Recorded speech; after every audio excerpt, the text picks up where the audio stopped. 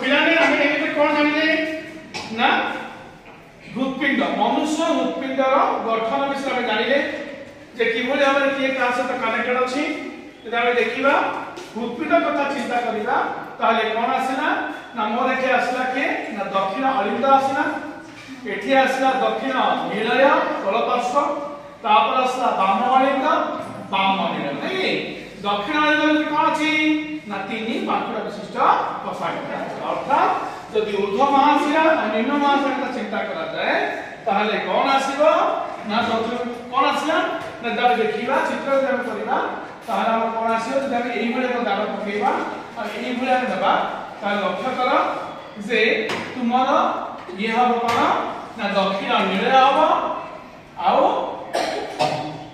तुमर कोन ना दक्षिण अलिंद आसी नहीं ठीक আছে এটি আসলে কি কইলা না আমরা ফুসফুসিয়া শিরা আসলে কি আসলা ফুসফুসিয়া শিরা আসলে নাই আমি ভালসে দেখিবা যে কোন হচ্ছে প্রথমই কইছি যে আমার যে বাম নীলয় যে হলা সি হচ্ছে কোন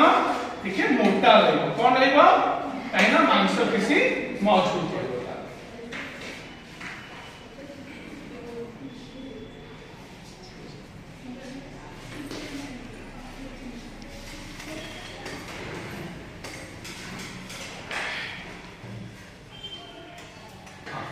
ए देखिबा